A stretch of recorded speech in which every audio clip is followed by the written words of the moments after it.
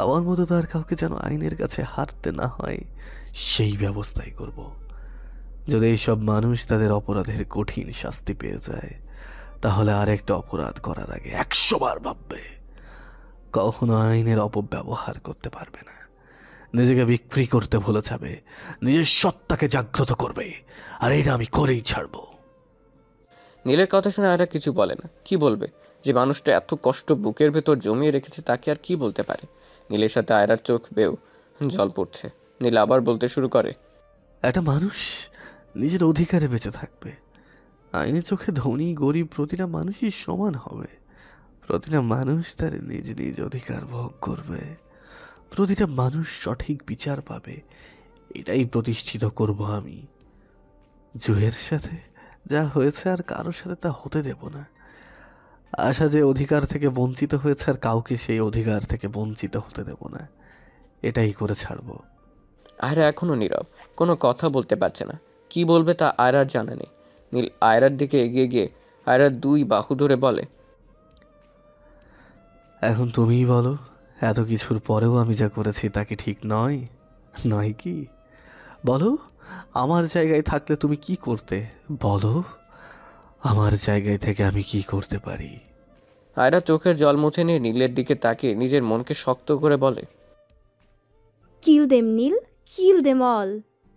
নীল আয়রাকে ছেড়ে দিয়ে চোখের জল মুছে ভয়ঙ্করভাবে রেগে বলে, উইথ প্লেজার। নীল হাঁটু গেড়ে বসে পড়ে বাবা মা বোনের কবরের সামনে। এত কিছুর পরও তাদের কমতি নীলকে একা করে দিচ্ছে। চারদিক থেকে হাহাকার নীলকে গ্রাস করে খাচ্ছে। এত কিছুর পর সব কিছু নীলের কাছে শূন্য। নীল পারে না নিজেকে আটকে রাখতে। পুরনো সব ব্যথা আজ আবার জেগে উঠেছে। প্রিয়জন হারানোর ব্যথা নীলকে কাবু করে খাচ্ছে। নীল নিজেকে আর আটকে রাখতে পারে না। নীল চিৎকার করে কান্না করতে শুরু করে। আয়রাও কান্না করছে নীলের সাথে। একটা মানুষের সাথে কতটা ভয়ঙ্কর কিছু ঘটতে পারে নীলের থেকে না জানলে হয়তো আয়রা কখনোই জানতো না। আয়রা নিজেকে শক্ত করে চোখের জল মুছে নীলের পাশে এসে বসে নীলের হাতটা শক্ত করে ধরে। নীল আয়রার দিকে এক নজর তাকায়। আয়রা নীলের হাতটা ধরে রেখেই বলে, যতদিন এই দেহে প্রাণ থাকবে ততদিন আপনার সাথে থাকবো, কথা দিচ্ছি। নীল আয়রাকে জড়িয়ে ধরে হাওমাও করে কেঁদে ওঠে। অনেকদিন পর কারোর সাথে নিজের কষ্ট ভাগ করলো। এখন একটু হালকা মনে হচ্ছে। সাইকো হলেও ভালোবাসার কাছে কিছুই না। আয়রা নীলকে সামলে নেয়। আয়রা নীলের মাথায় হাত বুলিয়ে দিচ্ছে। আরে এত কিছু আগে জানতো না। জানতো না নীলের অতীতের কাহিনী। জানতো না মানুষ টাকার জন্য কতটা নিচে নামতে পারে। সেদিন টাকার জন্য কমিশনার কবির আহমেদ নিজেকে বিক্রি করে দিয়েছিল। ডক্টর মির্জা টাকার জন্য নিজের বিবেককে বিক্রি করে দিয়েছিল। এসব আয়রা কিছু জানতো না। আয়রা নীলের চোখের জল মুছে দিয়ে নীলের হাত ধরে নীলকে নিয়ে পাশে বসিয়ে দিয়ে নীলের পাশে বসে বলে, যা হবার হয়েছে, এভাবে কান্না করে নিজেকে দুর্বল করবেন না। যেসব মানুষের জন্য আজ আপনি এই পরিস্থিতিতে, তাদের উপযুক্ত শাস্তি দিতে হবে। তাদেরকে স্মরণ করিয়ে দিতে হবে অতীতের কথা। নীল আয়রার কথা শুনে আয়রার মুখের পানে তাকিয়ে থাকে। তারপর নীল আয়রার ভিতর আরও কিছু কথা হয়। নীলের সাথে অতীতে ঘটে যাওয়া সব ঘটনা নীল আয়রার সাথে শেয়ার করে। সব শুনে আয়রা বলে, জুইয়াপুকে এতটা ভালোবাসেন, না জানি নিজের পরিবারকে কতটা ভালোবাসতেন। আপনার সম্পর্কে না জেনে কত কি ভেবেছি। আপনার জায়গায় আপনি ঠিক, আমার জায়গায় আমি। আপনার সম্পর্কে না জেনে আপনাকে অপমানও করেছি, তার জন্য আমি ক্ষমা চাচ্ছি। আমায় আমার ভুলের জন্য ক্ষমা করে দিয়েন। জানেন তো নীল, আমরা যা দেখি, যা ভাবি, সবসময় তা এক হয় না। এই যে দেখুন না, আপনার সম্পর্কে জানার আগে ঠিক আপনাকে একরকম ভাবতাম, আর যখন সব জানতে পারলাম তখন আরেক রকম ভাবছি। আয়রার কথা শুনে নীল মুচকি হাসে। নীল বসা থেকে উঠে আকাশের পানে তাকিয়ে বলে, মানুষকে দূর থেকে নয়, কাছ থেকে দেখতে হয়। কাউকে দূর থেকে দেখে তাকে অনুমান করা যায় না, আর তাকে অনুমান করাও ঠিক না। আয়রা উঠে নীলের পাশে এসে দাঁড়ায়। আয়রাও আকাশের পানে তাকিয়ে বলে, আপনাকে আরও কাছে থেকে দেখতে চাই, তার অধিকার দিবেন? আয়রার কথা শুনে নীল আয়রার দিকে এক নজর তাকিয়ে আবার চোখ ফিরিয়ে নিয়ে বলে, আমার জীবন ক্ষণস্থায়ী। জীবন মরণের খেলায় আমি নেমেছি। মৃত্যু নিয়ে খেলা করছি। কখন মৃত্যু এসে ডাক দেয় বলা যায় না। সেখানে কি করে কাউকে অধিকার দিয়ে বসি? আপনি যেভাবে আছেন এভাবেই সেই অধিকারটুকু চাই। আমার বেশি কিছু চাই না, শেষ নিঃশ্বাস পর্যন্ত আপনার পাশে থাকার অধিকার চাই। আয়রার কথার জবাবে নীল বলে, তুমি যেই অধিকার চাচ্ছ সেই মুহূর্তে আমি তোমাকে সেই অধিকার দিতে পারছি না। চলো, দেরি হয়ে যাচ্ছে, তোমাকে বাসায় পৌঁছে দিতে হবে। বলে নীল আগে আগে বেরিয়ে যায়। আয়রা নীলের পেছন পেছন বেরিয়ে আসে। নীল আয়রাকে তার বাসায় পৌঁছে দেয়। কমিশনার কবির আহমেদ পার্টিতে ফুল এনজয় করে মাতাল হয়ে আছে। অনেকটা নেশা চড়েছে তার। এখানে উপস্থিত আরমান খান সহ আরও অনেকে। তাদের সাথে এনজয় করেছে কমিশনার। কিছুক্ষণ পর কবির আহমেদ সবার মাঝ থেকে চলে যেতে নিলে আরমান খান বলে, কবির কই যাচ্ছে সেই অবস্থায়? তোকে কত করে বললাম নেশা কম কর। আরমান খান হালকা মদ পান করেছে, কিন্তু কবির আহমেদ অনেকটা পান করেছে, যার দারুণে সে হেলে দুলে হাঁটছে। আরমান খানের কথা শুনে হলতে দুলতে থেকে বলে, কুল ইয়ার কুল, ওয়াশরুমে যাচ্ছি। কবির কীভাবে দেখে আরমান খান বলে, হ্যাঁ সাবধানে যাস, কারো ওপর পড়ে যাস না। কবির আহমেদ হেলে দুলে হাঁটতে হাঁটতে ওয়াশরুমে আসে। চোখে মুখে পানি দিয়ে সামনে তাকিয়ে নীলকে দেখে চমকে ওঠে। নীলকে কিছু বলবে তার আগেই নীল কমিশনারের মাথায় আঘাত করে। কমিশনার সাথে সাথে জ্ঞান হারিয়ে ফ্লোরে পড়ে যায়। নীল তাকে তুলে নিয়ে চলে যায়। জোরে টান অনুভব করে কমিশনার কবির আহমেদের জ্ঞান ফেরে।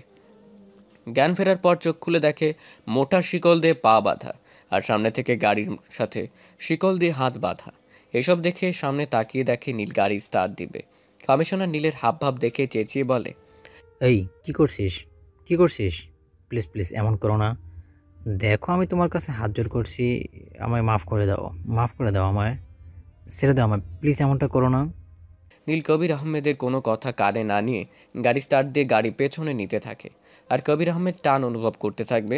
ভয় কবির আহমেদ চিৎকার করে বলে, এই প্লিজ ছেড়ে দাও আমায়, please leave me, forgive me please. গাড়িটা অনেক পিছিয়ে নিয়ে যাওয়া কবির আহমেদ অনেকটা উপরে উঠে যায়। চার হাত পা বাঁধা কবির আহমেদের। নীল গাড়ি স্টপ করে নেমে আসে। কমিশনার কবির আহমেদ ভয়ে রীতিমতো কাঁদছে। আরেকটু হলে তার প্রাণ যেত। নীল যদি গাড়িটা আরেকটু পেছনে নিত তাহলে মাঝ থেকে চার খণ্ড হয়ে যেত কবির আহমেদের দেহ। কবির আহমেদ ভয়ে কাঁপছে। নীল গাড়ি থেকে নেমে কবির আহমেদের সামনে আসে। কবির আহমেদের কাছে এসে নীল বলে, মৃত্যু কতটা ভয়ানক আর কষ্টদায়ক হতে পারে বুঝতে পারছো? কই গেল এত পাওয়ার, এত সাহস, এত শক্তি মিস্টার কমিশনার? নীলের শেষ প্রশ্ন শুনে কবির আহমেদ নিজেকে একটু নর্মাল করে নীলের দিকে রাগে দৃষ্টিতে তাকে বলে, কী ভেবেছ আমি ভয় পেয়ে গিয়েছি? তাই তো, আমি তোকে ভয় পাই না, আমি মৃত্যুকেও ভয় পাই না। তো সাহস কী করে হয় আমাকে তুলে আনার? আমার সাথে এসব করার সাহস হয় কি করে? এর ফল ভয়াবহ হবে। এই অবস্থায় কমিশনারের এরকম কথা শুনে নীল একটু পিছিয়ে গিয়ে হাসতে শুরু করে। কোনো প্রকারেরই যেন হাসি থামছে না। অনেক কষ্টে নীলের হাসি থামিয়ে বলে, এই না হলে কমিশনার কবির আহমেদ? আমি তো ভয় পেয়ে গেলাম। স্যার, স্যার আমাকে ক্ষমা করে দিন। বিশ্বাস করেন স্যার, আমার কোনো কোনো দোষ নেই। স্যার, স্যার আপনি আমায় ক্ষতি করবেন না, আমি যেতে দিন। নীল কমিশনারের সামনে গিয়ে কথাগুলো বলে কমিশনার বুঝতে পারে নীল তাকে ইনসাল্ট করছে। কথাগুলো বলা শেষ হতেই নীল আবার অট্টহাসিতে হাসতে হাসতে কমিশনারের কাছ থেকে দূরে সরে আসে। কমিশনার কবির আহমেদ কোনো কথা বলছে না। সে এই মুহূর্তে নীলের হাসির কারণ খুঁজতে ব্যস্ত। সে যে কতটা ভয় পেয়েছে তার কারো বুঝতে বাকি নেই। এই মুহূর্তে সে ভয়ে কথা বলতে পারছে না। সাহস করে একটু বলেছিল, কিন্তু সেই সাহসটুকু আর নেই এখন। নীল হাসি থামিয়ে ঠান্ডা মাথায় কমিশনারের কাছে আসে। কমিশনার কাছে এসে নীল হাতে একটা ধারালো অস্ত্র হাতে নিয়ে বলে,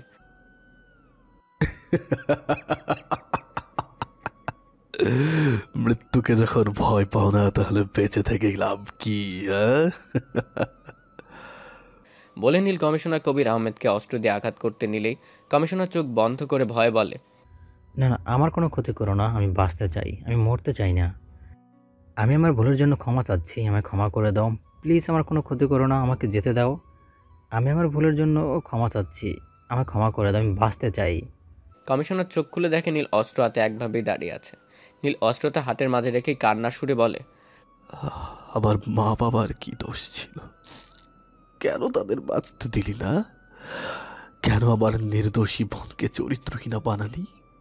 কেন, কেন, কেন? কথাগুলো বলে মুহূর্তের মধ্যে নীল অনেক রেগে যায়। চোখ দুটি লাল রূপ ধারণ করে। রাগ কন্ট্রোল করতে না পেরে ধারালো অস্ত্রটা হাতের মাঝেই মুঠো করে ধরে। চাপ লাগায় হাত কেটে গল গল করে রক্ত পড়ছে নীলের হাত থেকে।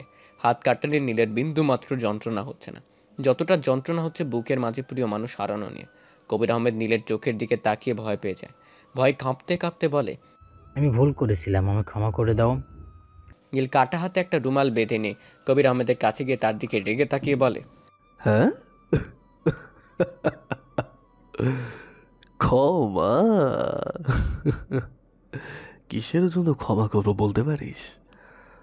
আমার কাছে আমার পরিবার, আমার মা বাবাকে ফিরিয়ে দিতে পারবি? বল, পারবি? জানি তো তুই কেন, এই পৃথিবীর কেউ পারবে না আমার মা বাবাকে আমার কাছে ফিরিয়ে দিতে। যদি পারবি না তাদের ফিরিয়ে দিতে, যদি পারবি না আমার বোনের সম্মান ফিরিয়ে দিতে, তাহলে ক্ষমা সেখানে থেকে বল, বল তোকে কি করে আমি ক্ষমা করি, বল। কমিশনার ভয়ে ঢোক গেলে জানে না সে কি করে নীলের হাত থেকে বেঁচে ফিরবে। সে একটু ভেবে বলে, আমায় ছেড়ে দাও, আমি আমার সব ভুল আইনের কাছে স্বীকার করব। আমি আমার সব ভুল মিডিয়ার লোকের কাছে স্বীকার করব, বিশ্বাস করো আমায়। কবির আহমেদের মুখে বিশ্বাসের কথা শুনে হাসতে হাসতে বলে, বিশ্বাস? বিশ্বাস বলে নীলের কাছে কিছু নেই। আর কাকে আমি বিশ্বাস করব? যে আমার মা বাবার খুনের জন্য দায়ী, কাকে বিশ্বাস করব আমি? যে আমার বোনকে চরিত্রহীনা বানিয়েছে, তাকে? কবির আহমেদ আর কিছু বলে না। এরপর আর কি বলবে ভেবে পাচ্ছে না। সে এখন আর নীলের কাছে ক্ষমাও চাচ্ছে না। তার পাপের ঘর আজ পূরণ হয়েছে বুঝতে পারে। সে ভয়ে চুপসে যায়। তার সাথে ঠিক কি হতে চলেছে ভেবে তার গলা দিয়ে শব্দ বের হচ্ছে না। নীল কিছুক্ষণ নীরব থেকে কিছু একটা ভাবে, তারপর শামীমকে ডেকে বলে, শামীম, লাইভ কনফারেন্সের ব্যবস্থা করো, যেখানে লাইভে কমিশনার কবির আহমেদ নিজের করার সব ভুল নিজের মুখে স্বীকার করবে। সবাই জানতে পারবে তার পাপের কথা।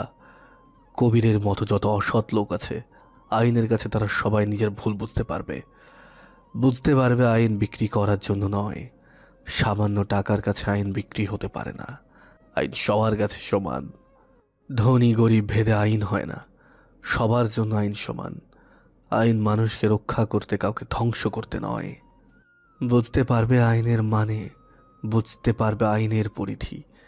একজনের জন্য অনেকেই নিজের ভুল বুঝে নিজেকে শুধরে নিতে চাইবে। তেমনি কবিরের মতো যত লোক আছে তারা নিজের ভুল বুঝতে পারবে। অবহেলিত মানুষ আইনের কাছে এসে সাহায্য চাইতে আর দ্বিধা করবে না। তারা সবার মতো সমান আইন ভোগ করবে। নীল শামীমকে আরও কিছু বলে। নীলের কথা মতো সব কিছুর ব্যবস্থা করতে শামীম চলে যায়। নীল কবির আহমেদের দিকে তাকিয়ে শয়তানি হাসি দিয়ে বেরিয়ে চলে যায় ওই রুম থেকে। কবির আহমেদ একভাবেই ঝুলে থাকে, হাত পা বাঁধা অবস্থায়। সে জানে না নীল কী করতে চলেছে, নীলের প্ল্যান কী। আর এতক্ষণের পুলিশ কবির আহমেদের খোঁজ লাগিয়ে দিয়েছে। ঘণ্টাখানেক পরে শামীম লাইভ কনফারেন্সের সব ব্যবস্থা করে। আলাদা একটা রুমে কবির আহমেদকে নিয়ে যাওয়া হয়, আর সেখান থেকে লাইভ কনফারেন্স করা হবে। কবির আহমেদকে একটা চেয়ারে মুক্ত হয়ে বসিয়ে দেওয়া হয়। বাইরে থেকে কড়া পাহারা দিচ্ছে নীল লোকেরা। নীল সহ সবাই সামনের রুমে কবির আহমেদের দিকে নজরদারি করছে। দুইটা রুম অ্যাডজাস্ট করা, শুধুমাত্র মাঝখানে কাচের একটা দেয়াল, যার কারণে খুব ভালো করে কবিরের উপর নজর রাখা সম্ভব হচ্ছে। লাইভ কনফারেন্স শুরু হতেই কবির আহমেদ নিজের করা সব ভুল একটা একটা করে বলতে থাকে। আরমান খানের ছেলে আর আরমান খান মিলে রাইমার পরিবারের উপর অস্বাভাবিক নির্যাতন করে। রাইমাকে সবার সামনে ঘরের ভেতরে জোর করে রাইমার ক্ষতি করে আরমান খানের ছেলে আমান খান। আমানের নির্যাতনের কারণেই রাইমার মৃত্যু হয়। রাইমার পরিবার অসহায় হয়ে আমার কাছে সাহায্যের জন্য এসেছিল, কিন্তু আমি সেদিন তাদের সাহায্য করিনি। সেদিন আমি নরপিশাচের মতো কাজ করেছিলাম। বলেই থেকে যায় কবির আহমেদ। বুঝতে পারছে নিজের করা ভুল, কত বড় অন্যায় করেছে। সামনের রুম থেকে এসব শুনে কান্না করছে নীল। কবির আহমেদ আবার বলতে শুরু করে, সেদিন টাকার জন্য আমি আরমান খানের সাথে হাত মিলিয়েছিলাম। আমি আমার আইনকে আরমান খানের কাছে বিক্রি করে দিয়েছিলাম। আরমান খানের কথা আমি ডক্টর মির্জার সাহায্যে রাইমার পোস্টমর্টম রিপোর্ট পাল্টে দেই। কয়েকটা ছেলেকে মিথ্যা সাক্ষী বানিয়ে তাদের দিয়ে রাইমার নামে মিথ্যা সাক্ষী দেওয়াই, আর সবার কাছে রাইমাকে চরিত্রহীনা বানাই। সেদিন টাকার জন্য আমি নিজেকে বিক্রি করেছিলাম। আমার জন্য সেদিন রাইমার বাবা মায়ের প্রাণহানি হয়। তারা মেয়ের নামে মিথ্যা অপবাদ সহ্য করতে না পেরে আত্মহত্যা করে। তার জন্য আমিই দায়ী। কেসটাকে মিথ্যা বলে বন্ধ করে দেওয়া হয়, আর সব দোষ রাইমার উপর চাপিয়ে দেওয়া হয়। কবির আহমেদের গলা শুকিয়ে আসে। সে পানি খেয়ে গলা হালকা করে আবার বলতে শুরু করে, আমি যেটা করেছি সেটা একটা আইনের লোকে করতে পারে না কেউ। আইনের কাছে আমি বড় অপরাধী। আমার জন্য আইন অসম্মানী হয়েছে, আমি খুনি। আমি আইনের লোকে যে অপরাধ করেছি তা কেউ করবেন না। নিজের আইনকে, পাওয়ারকে সম্মান করুন। আমি পুলিশের সব সময় অন্যায় করেছি, কেউ আমার মতো করবেন না। সবাই নিজের আইনকে শ্রদ্ধা করুন, সম্মান করুন। আমার মতো টাকার জন্য নিজেকে বিক্রি করবেন না। আমার মতো কেউ আইনের অপব্যবহার করবেন না। আমি আমার ভুলের জন্য ক্ষমা চাচ্ছি। আমি সর্বোচ্চ শাস্তি মাথা পেতে কবুল করে নিব। এদিকে কলরব কবির আহমেদের লাইভ দেখে লাইভ চলাকালীন পুলিশ ফোর্সকে ডেকে বলে। কলরবের কথা মতো কিছুক্ষণের মধ্যে সাইবার নিরাপত্তা ব্যবস্থার দুজন লোক চলে আসে, যারা বাংলাদেশের সাইবার নিরাপত্তা ব্যবস্থা কমিটির বিচক্ষণ লোক। তারা আসতেই কলরব তাদের উদ্দেশ্য করে বলে। সাইবার কমিটির একজন বলে, 5 মিনিট ঘাটাঘাটির পর একজন কলরবকে উদ্দেশ্য করে বলে, স্যার, এই লাইভ কনফারেন্সটা কক্সবাজার থেকে শেয়ার করা হচ্ছে। কলরব কিছু বলবে তার আগে আর এক সাইবার কমিটির লোক বলে, না স্যার, এটি সিলেট থেকে করা হচ্ছে। কলরব তার কথা শুনে চরম অবাক হয়ে যায়। এইমাত্র একজন কক্সবাজার বলল, আর একজন সিলেট বলছে। অবাক হয়ে কিছু বলবে তার আগে প্রথমজন আবার বলে, এই লাইভ কনফারেন্স ইউকে থেকে শেয়ার করা হচ্ছে। আবার দ্বিতীয়জন বলে, ইউএস থেকে। প্রথমজন আবার বলে। ব্রাজিল থেকে। কলরব এবার একটু বেশি অবাক হয়। একটা লাইভ কনফারেন্স এত জায়গা থেকে কি করে করা যায়? কলরব অবাক হয়ে বলে। কলরবের কথা শুনে একজন অনেক সিরিয়াস হয়ে বলে, স্যার, এত জায়গা থেকে লাইভ কনফারেন্স শেয়ার করা হচ্ছে না। এতটি জায়গার নাম আসার কারণ প্রতি সেকেন্ডে লাইভ কনফারেন্সের ঠিকানা বদলে দেওয়া হচ্ছে, তাই সঠিক ঠিকানা ট্র্যাক করা সম্ভব হচ্ছে না। আর যেই সিকিউরিটি থেকে এই কাজ করা হচ্ছে সেই সাইবার সিকিউরিটি ভেঙে সঠিক ঠিকানা ট্র্যাক করা সম্ভব নয় আমাদের পক্ষে। এই সিকিউরিটি ভেঙে তথ্য বের করতে পারবে হাই লেভেলের ব্র্যাক হ্যাকাররা। কলরব অবাক হয়ে মাথায় হাত দিয়ে বসে পড়ে। হিসাব কিছুতেই মিলছে না, কিছুতে হিসাব মেলাতে পারছে না কলরব। কলরব মাথায় হাত দিয়ে বলে, কলরব মাথায় হাত দিয়ে বসে আছে। কি করবে কিছু বুঝতে পারছে না। কি করে খোঁজ করবে কমিশনারের কিছু বুঝতে পারছে না। কি করে কমিশনারকে বাঁচাবে কিছুই কলরব বুঝে উঠতে পারছে না। নীল এত চালাকির সাথে কাজ করছে যে ট্র্যাক করাও সম্ভব হচ্ছে না। কলরব মাথা তুলে সাইবার কমিটির লোকদের কাছে জিজ্ঞেস করে। তারা কিছু বলবে তার আগে কনস্টেবল ইমন এসে বলে, স্যার, আপনার নামে কেউ একটা চিঠিসহ বক্স পাঠিয়েছে, শুধু আপনার নামই লেখা আছে তাতে। কলরব ইমনের দিকে মাথা তুলে তাকায়। এই সময় বক্স কে পাঠালো আর কি জন্য? ওই বক্সে কি আছে আর কিসেরই বা চিঠি? এই সময় বক্স আর চিঠির কথা শুনে কলরব একটু অবাক হয়। অবাক হয়ে বলে, এই সময় কে চিঠি সহ বক্স পাঠালো? কলরবের কথা শুনে ইমন একটু থুতুপুতু খেয়ে বলে, স্যার, সেটা তো বলতে পারছি না। আপনার নামটাই লেখা আছে, আর কারোর নাম্বার ঠিকানা লেখা নেই। কলরব আরও একটু অবাক হয়। তার নামে চিঠি ঠিক আছে, বাট যে পাঠিয়েছে তার নাম ঠিকানা কিছু নেই। এর মানে কি? চিঠির বিষয়টা নিয়ে কলরব একটু কৌতূহল হয়ে ওঠে। কৌতূহলে কণ্ঠে বলে, এখানে নিয়ে আসো সেই চিঠি আর বক্স। দেখতে হচ্ছে বক্সের ভেতরে কি আছে। কলরবের কথা শুনে ইমন একটু ভয় পেয়ে বলে, স্যার, যদি বক্সের ভিতরে বোম হয়? কলরব ইমনের দিকে রাগে দৃষ্টিতে তাকিয়ে বলে, বাজে কথা না বলে যেটা বলছি সেটা করো। কনস্টেবল ইমন আর কথা না বাড়িয়ে চলে যায়। চিঠি সহ বক্সটা নিয়ে কলরবের কাছে আসে। কলরবের কাছে চিঠিটা দিতে কলরব বলে, এটা তো বলো চিঠি কে রেখে গিয়েছে। ইমন এবার একটু মন খারাপ করে বলে, সেটা তো বলতে পারছি না স্যার। আমি বাহির থেকে ভিতরে আসছিলাম, তখন আপনার গাড়ির দিকে নজর যেতে দেখি গাড়ির উপরে এই চিঠিটা সহ বক্সটা। আমি দ্রুত এসে আপনাকে বিষয়টা জানালাম। কলরবের যেন অবাক হওয়ার শেষ নেই। অবাক হয়ে চলেছে। চিঠি কে রেখেছে তা জানে না, কে লিখেছে তাও জানে না, চিঠিটা কী লিখেছে তাও জানে না। Very interesting. কলরব চিঠিটা হাতে নিয়ে দেখতে দেখতে বলে, কে এই আগন্তুক ব্যক্তি যে কাউকে না জানিয়ে চিঠি রেখে গিয়েছে? কলরবের মুখের দিকে তাকে ইমন বলে, স্যার, চিঠিটা খুলে দেখুন, হয়তো নাম ঠিকানা লেখা থাকতে পারে। কলরব আর সময় বিলম্ব না করে চিঠিটা বের করে খোলে।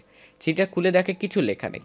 চিঠির এপাশ ওপাশ দুই পাশেই সাদা, একটা ফোঁটা দেওয়াও নেই, একদম সাদা কাগজ। কলরব চিঠিটা দেখে রেগে যায়। রেগে গম গম করে বলে, কার এত বড় সাহস আমার সাথে মশকরা করে? কলরব সাদা কাগজটা ছুঁড়ে ফেলে দেয়। কলরব রেগে আছে, তার সাথে কেউ মজা করেছে এই জন্য। বক্সের ভেতর কী আছে সেটা দেখার জন্য বক্সে হাত দিতে বক্সের ভেতর থেকে টুট টুট শব্দ হতে শুরু করে। উপস্থিত সবাই ভয় পেয়ে যায়, এমনকি কলরবও। বক্সের ভেতর থেকে এমন অদ্ভুত শব্দ শুনে পাশ থেকে ইমন বলে, স্যার, আগেই বলেছিলাম বক্সের ভিতরে বুমটুম হবে। দেখলেন তো, আমার কথাই সত্যি হলো। এটা ফেলে দিন স্যার, ফেলে দিন। কলরব ইমনের কথা সত্যি ভেবে নেয়, কেননা টাইম বোমের মতোই শব্দ হচ্ছে। কলরব বক্সটা রেখে সবাইকে উদ্দেশ্য করে বলে, দ্রুত আমাদের স্পেশাল ফোর্সকে ডেকে আনো আর এই বক্সটাকে বাইরে রেখে আসো। ইমন, দ্রুত বক্সটা এখান থেকে সরাও। ইমন কলরবের কথায় কলরবের দিকে অবাক দৃষ্টিতে তাকিয়ে ভয়ে বলে, স্যার, আমার ভয় করছে। যদি আমার হাতে ফেটে যায় তাহলে আমার সুইটের কি হবে? কলরব ইমনের দিকে রাগী দৃষ্টিতে তাকিয়ে নিজেই বক্সটা হাতে নিয়ে বেরিয়ে যায়। বাইরে খোলা মাঠে বক্সটা রেখে সবাই দূরে সরে আসে। একটু স্পেশাল ফোর্স এসে উপস্থিত হয় সবার মাঝে।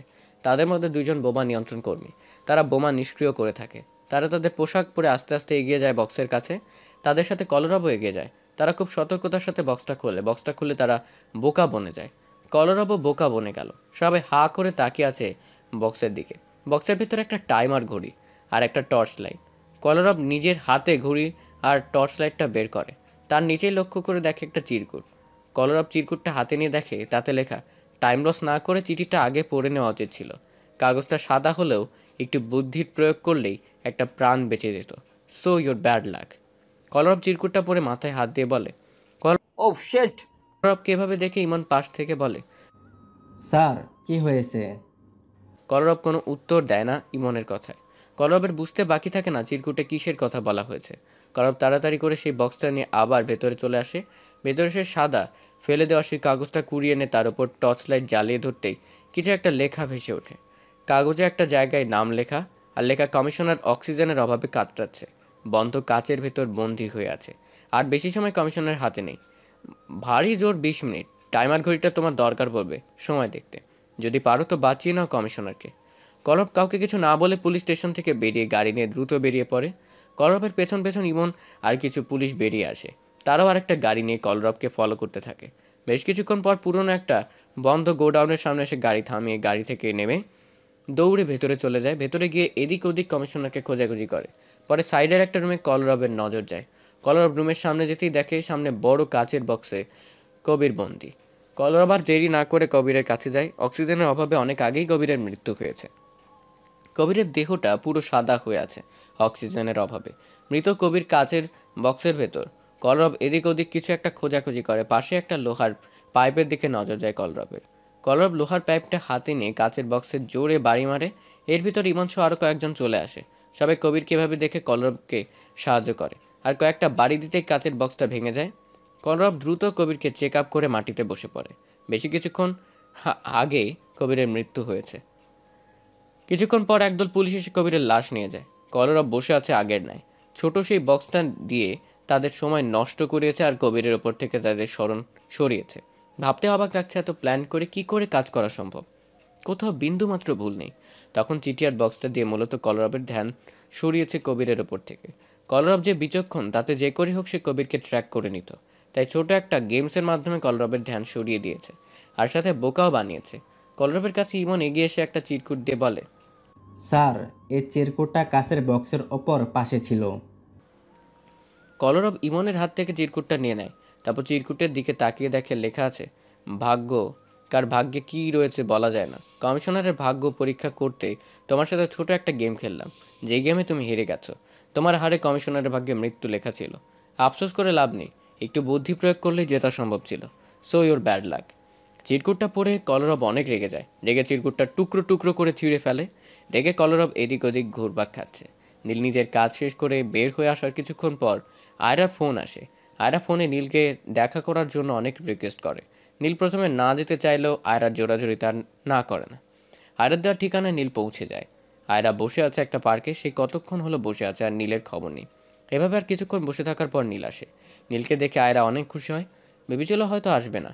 নীলকে দেখে একটু সরে বসে জায়গা করে দিয়ে বলে, বসুন না প্লিজ। নীল আয়রার দিকে এক নজর তাকিয়ে আয়রার পাশে বসে। হঠাৎ করে আয়রার নজর যায় সামনে থাকা একটা কাপলের দিকে, যারা একে অপরের সাথে একটা আইসক্রিম শেয়ার করে খাচ্ছে। এটা দেখতে আয়রা নীলের দিকে তাকিয়ে মিষ্টি হাসি দিয়ে বলে, আপনি একটু বসুন, আমি একটু আসছি। কিছু বলে না। আয়রা দৌড়ে গিয়ে একটা আইসক্রিম নিয়ে আসে। আইসক্রিমটা এনে নীলের সামনে দিয়ে বলে, এই নিন। নীল আয়রার দিকে ভ্রু কুচকে তাকিয়ে বলে, আমি আইসক্রিম খাই না। আর তোমারটা কই? নীলের প্রশ্নে আয়রা লজ্জায় ভরা মুখে বলে, একটাই, আপনি আর আমি ভাগ করে খাবো। আয়রার এমন আজব কথা শুনে নীল বসা থেকে দাঁড়িয়ে বলে, হোয়াট? এক প্রকার চেঁচিয়ে বলে নীল। আয়রা নীলের হাত ধরে নীলকে বসিয়ে দিয়ে বলে, আরে আস্তে আস্তে, ওই দেখুন কিভাবে ভাগ করে আইসক্রিম খাচ্ছে। আমরাও এভাবে খাবো প্লিজ। নীল আয়রার কথা শুনে সামনে তাকিয়ে দেখে একটা ছেলে আর একটা মেয়ে দুজন মিলে একটা আইসক্রিম ভাগাভাগি করে খাচ্ছে। নীল আয়রার দিকে একবার তাকিয়ে বসা থেকে উঠে এই দুটি ছেলে মেয়ের সামনে গিয়ে রাগী কণ্ঠে বলে, কি হচ্ছে কি এখানে? এটা নিজ বাসা না, এটা পার্ক। একটা মেয়ে হয়ে এভাবে পার্কে বসে তাও আইসক্রিম ভাগাভাগি করে খাওয়ার কি আছে? একজনের খাওয়া আইসক্রিম আরেকজন? হোয়াট? এসব কি হচ্ছে? নীলের ঝাড়ি খেয়ে দুজনেই ভয় পেয়ে যায়। মেয়েটা ভয় আমতা আমতা করে বলে, ভাইয়া উনি আমার হাজব্যান্ড। আয়রা কোমরে হাত দিয়ে দাঁড়িয়ে নীলের কাজ দেখছে। নীল আয়রার দিকে একবার তাকিয়ে আবার ছেলে মেয়ের দিকে তাকিয়ে বলে, সে যাই হোক, আইসক্রিমের অভাব পড়লে আমায় বলুন, আমি এনে দিচ্ছি। আর তা না হলে বাসায় গিয়ে মনের সুখে আইসক্রিম ভাগাভাগি করে গিয়ে খান। এইভাবে পার্কের সৌন্দর্যটা নষ্ট করবেন না। কেউ কিছু বলার আগেই নীল সবার সামনে থেকে কেটে পড়ে। আয়রা ওই কাপলের সামনে গিয়ে বলে, সরি আপু অ্যান্ড ভাইয়া, ওনার কথা কিছু মনে করবেন না। হ্যাঁ ঠিক আছে আপু। আয়রা ওখান থেকে চলে আসে, এসে দেখে নীল চুপচাপ বসে আছে। এই মুহূর্তে আয়রার মনে হচ্ছে নীলের মাথা ফাটাতে, কিন্তু পারছে না। আয়রা নীলের দিকে রেগে তাকিয়ে আছে। নীল আয়রার দিকে তাকিয়ে দেখে আয়রা রেগে আছে। নীল আয়রার হাত থেকে আইসক্রিমটা নিয়ে গিয়ে বলে, বেশ গরম পড়েছে, আর গলাটাও শুকিয়ে এসেছে। বলে নীল আইসক্রিম খাওয়া শুরু করে। আয়রা নীলের কাজ দেখে নীলের দিকে হা হয়ে তাকিয়ে আছে। নীল অর্ধেক আইসক্রিম খেয়ে আয়রার হাতে বাকি আইসক্রিম ধরিয়ে দিয়ে আস্তে উঠে চলে যায়। আয়রা নীলের দিকে একভাবে তাকিয়ে থাকে। আয়রা একা একাই মুচকি এসে বাকি অর্ধেক আইসক্রিম খেয়ে নেয়। একটু পর নীলের কাছে আসে। নীল দাঁড়িয়ে আছে, আয়রা এসে নীলের গা ঘেঁষে দাঁড়ায়। নীলের হাতটা ধরতে যাবে, তখনই আয়রার নজর আটকে যায় নীলের হাতে। হাতে শুকনো রক্ত লেগে আছে। আয়রা টান দিয়ে নীলের হাতটা সামনে এনে হাতের অবস্থা দেখে শিউরে ওঠে। নীলের হাত অনেকখানি কেটে গিয়েছে। আয়রা সাথে সাথে নীলের হাত নিয়ে ব্যস্ত হয়ে পড়ে। নীল কিছু একটা বলতে গিয়েও বলে না, আর এক প্রকার কান্না করে দিয়ে বলে, আপনার হাতে কি অবস্থা হয়েছে দেখুন তো। হাতের এই অবস্থা নিয়ে এখনো কিভাবে দাঁড়িয়ে আছেন? চলুন আমার সাথে। নীল কিছু বলবে তার আগে আয়রা বলে, একটা কথাও বলবেন না বলে দিচ্ছি। নীল আয়রার কথা বিপরীতে কিছু বলতে গিয়েও বলে না। আয়রার কথা মতো নীল আয়রার সাথে যায়। আয়রা নীলকে নিয়ে একটা হাসপাতালে আসে। তারপর দ্রুত ডক্টরকে ডেকে নীলের হাতে চিকিৎসা করায়। আর এক প্রকার নীলকে নিয়ে ব্যস্ত হয়ে অস্থির হয়ে পড়ে। ডক্টর নীলের হাতে ব্যান্ডেজ করে দিচ্ছে। আর আয়রা নীলের আর এক হাত শক্ত করে ধরে রেখে চোখ বন্ধ করে বলে, ইস, কি হয়েছে আপনার দেখুন তো। এরপরও কিভাবে আপনি ঠিক আছেন? আপনার হাতের অবস্থা দেখে তো আমারই ভয় হচ্ছে। আর আপনি কিনা এতক্ষণ কাটা হাত নিয়ে এভাবে পড়ে আছেন। কবে নিজের কেয়ার করতে শিখবেন বলুন তো? কিভাবে হাত কাটে? হ্যাঁ, আপনি বাচ্চা নাকি যে এতখানি কেটে গিয়েছে? আয়রা রাগের সোর্সে কথাগুলো বলে। নীল একটা কথারও জবাব দেয় না, চুপচাপ আয়রার কথাগুলো হজম করে নেয়। আয়রা নীলকে আরও কিছু বলে নীল কোনো প্রকার জবাবই দেয় না। ডক্টর সুন্দর করে নীলের হাতে ব্যান্ডেজ করে দেয়। তারপর আয়রার অস্থিরতা দেখে আয়রাকে উদ্দেশ্য করে বলে, ইনি আপনার কি হন? ডক্টরের এমন প্রশ্নে আয়রা লজ্জা পেয়ে যায়। কি বলবে বুঝতে পারে না। নীলের সামনে এভাবে কি পরিচয় দিবে তা নিয়ে আয়রা মহাচক্করে পড়ে যায়। ডক্টরকে আয়রা কিছু বলার আগে নীল বলে, কেউ না। নীলের কথা শুনে ডক্টর আর আয়রা দুজনেই নীলের মুখের দিকে তাকিয়ে থাকে। বুঝতে পারছে না নীলের এমন কথা কি জবাব দিবে। আয়রা নীলের দিকে ছল ছল দৃষ্টিতে তাকিয়ে আছে। মুহূর্তের মধ্যে আয়রার চেহারার রং পাল্টে যায়। আয়রা